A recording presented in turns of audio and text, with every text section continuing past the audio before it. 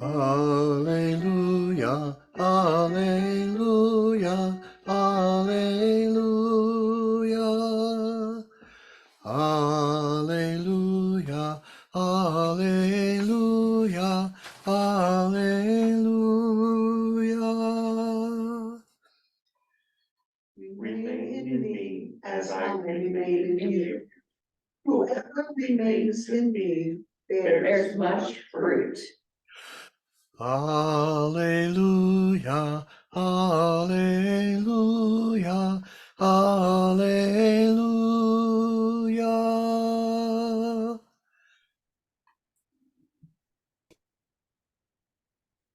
May Christ be with you. And also with you. A reading from the Good News according to Matthew. Glory to you. Jesus told this parable to the disciples. Again, it is like a wealthy landowner who was going on a journey and called in 3 workers, entrusting some funds to them.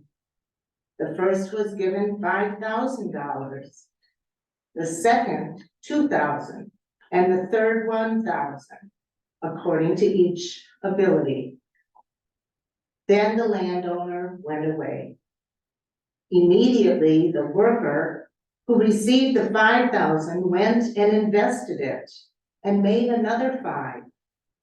In the same way, the worker who received the 2,000 doubled that figure. But the worker who received the 1,000 instead went off and dug a hole in the ground and buried the money. After a long absence, the traveler returned home and settled accounts with them. The one who had received the 5,000 came forward, bringing the additional 5, saying, "You entrusted me with 5,000. Here are 5,000 more." The landowner said, "Well done. You are a good and faithful worker. Since you were dependable in a small matter, I will put you in charge of larger affairs. Come, share my joy." The one who had received the 2,000 then stepped forward with the additional 2, saying, "You entrusted me with 2,000. Here are 2,000 more." The landowner said to this one, "Cleverly done. You too are a good and faithful worker. Since you were dependable in a small matter, I will put you in charge of larger affairs.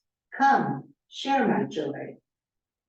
Finally, the one who had received the 1,000 stepped forward and said to the landowner, "Knowing your ruthlessness, you who reap where you did not sow and gather where you did not scatter, and fearing your wrath, I went off and buried your $1,000. Here is your money back." The landowner exclaimed, "You worthless, lazy lout. You know that I reap where I do not sow and gather where I do not scatter, do you? All the more reason to deposit my money with the bankers, so that on my return I could have it back with interest. You there, take the 1,000 away from this bum and give it to the one with the 10,000. Those who have will get more until they grow rich, while those who have not will lose even the little they have. Throw this worthless one outside into the darkness, where there is wailing and grinding of teeth." This is the good news of Christ Jesus. Praise to you, O Christ.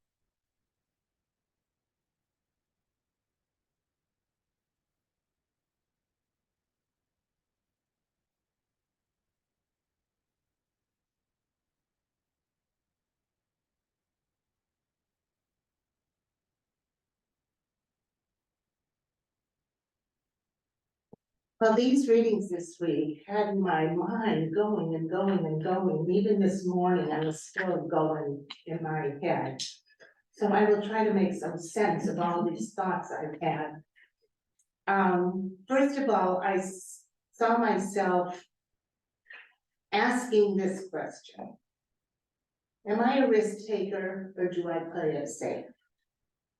I decided that, like most of us, I can go either way depending on the circumstance. I tend to follow the better safe than sorry method, which works in many situations. For instance, if the weather is iffy and I want to go for a walk, I'll grab an umbrella or raincoat. Better safe than sorry. If it doesn't rain, no harm done. If it rains, I'm ready. That's a trivial example. But isn't that a part of the message today? Similar to last week's. Stay awake, be ready. And Paul adds, stay sober. There are plenty of situations that come up where the answer is not so simple as grabbing an umbrella. For many of us, leaving the Roman Catholic Church for the ECC wasn't an easy decision. I've made more than a couple of risky moves in my life due to options that I never thought I'd have that came up. Moving from Anchorage, Alaska to Rochester, New York to get my bachelor's and master's degree was one. Then accepting a job offer in Ketchikan, Alaska, a city I had never visited, let alone lived in, was another. What I learned from those experiences, though, is that most decisions are never cast in stone. So if it doesn't work out, you can, with time, eventually change that situation. Luckily for me, while I did move on since both of those decisions, I can say that the results of both of those experiences provided positive career-wise movements as well as spiritual growth. It makes me wonder where I would be if I said no to those opportunities. After all those thoughts, I still don't know what I would have done if someone gave me thousands of dollars to keep for him or her. Invest it or bury it. I think my first step would consult a financial advisor and see what the market's doing. So that thinking led me to meditate more on the gospel, with the owner in my scenario being God and me as one of the workers. While the owner did endow me with some of the riches in my scenario were blessings from God, not money. I started listing in my head all the wonderful gifts I've gotten from God throughout my life. I thought that was very appropriate with Thanksgiving coming up on Thursday. I'm way ahead of the game. If I had been writing down my list, it would have been longer than most kids' Christmas lists every year. I could have gone on forever. I started with my family of origin. While not perfect, I did receive love, and that's where I was instilled with my belief in God, which has grown into the faith I have today. Then I thought about the family that I created together with my former husband in a marriage that unfortunately didn't last, but resulted in 2 children that have grown into wonderful adults. And I got 5 grandchildren out of it. Some of the greatest gifts, I think, were the people God put in my life, especially through the divorce ministry I was involved in, through Corpus Christi in Rochester, New York, and through the ECC. It was through these many angels that I learned about gifts that I never knew I had. I finally dropped the retort, "Who, me?" when asked to consider taking action in some way that I didn't feel worthy of. Now, I'm not saying I say yes to everything that is asked of me, but I do take what anyone says and asks into consideration, pray about it, and then give them my yes or no. Either way, I am humbled that they thought highly enough of me to ask. Here's one of my detours. I thought then, oh, humility. That led me down this path I didn't expect to go.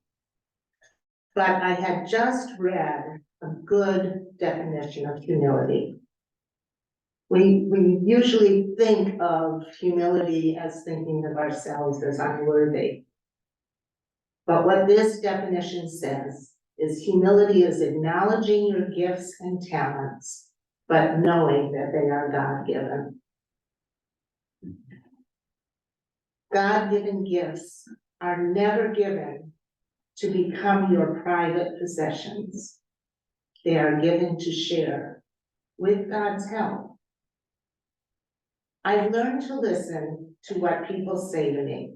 If it is a comment about a talent they see that was up until this time hidden, I try to figure out how to use it for the common good. I often remind myself that I do not have to be perfect. I recently saw another statement that I jotted down to remind me of that very thing. It says, use what talents you possess. The woods would be very silent if no birds sang, except those that sang best. I don't know who said that or wrote it, or even where I saw it, could have been on Facebook, but it sure rings true.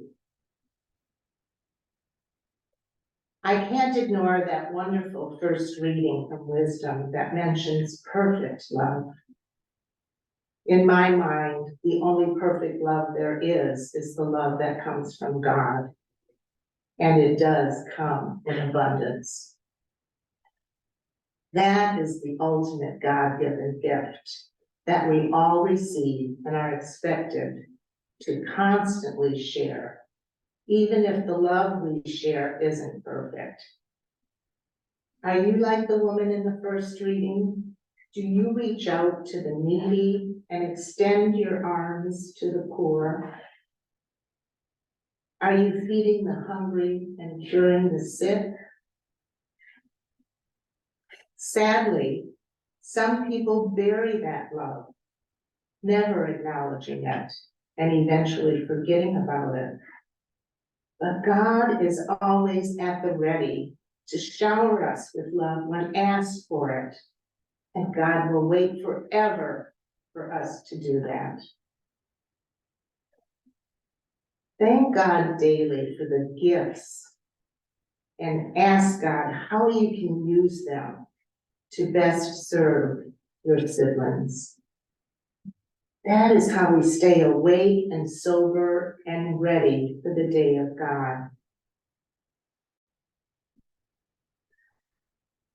I don't have this written down, but I just want to interject that last week was very sad for me and brought to mind our last week's readings and this week's. As a lot of you know, my brother-in-law had a heart attack and he's fine and he's back home. Although I learned later that his heart did stop. And thank goodness he was in the ER when it did, so they brought him back. And then when I went to volunteer at the Lutheran Church to serve sack lunches, I learned that one of the maintenance men who worked at the church and was just a lovely man also had a heart attack, but he didn't make it. So, you know, I was thinking neither of these men were planning on leaving this world. But as I thought about both of them, I think they were both ready. They just were such spiritual men. So, again, it just hit me, wow. You know, all this is happening, and then we learned about Father Ferris's wife just died too, so. So I will reiterate, stay awake, sober, and ready. And we do that by using our gifts. So, let me continue here. I've got lots of questions here that I'm asking myself and putting out to you too. Are you working to end wars, fix racial justice and climate change? Are you doing rather than just talking? If not, I think we, not God, throw ourselves into the darkness with wailing and grinding of teeth by not sharing our lives and God's love with others. That seems to be a sad life to me. So again, I am asking, are you willing to take risks and use God's gifts entrusted to you? Or are you sometimes paralyzed by fear and sometimes ignoring God's call to service? I know I'm talking to the choir here. I know we are all involved in social justice issues. And we can't solve all of them. But we've got our little corner of the world here that we can do what we can.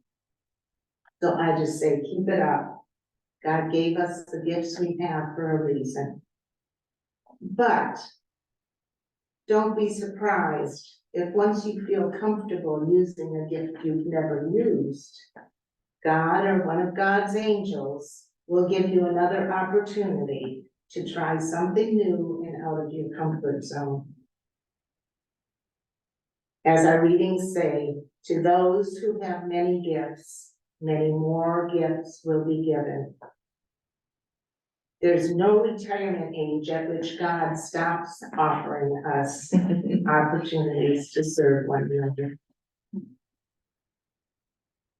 So with all the questions I've already posed to you, I invite you now to answer one or some of those, or just share your thoughts about the readings.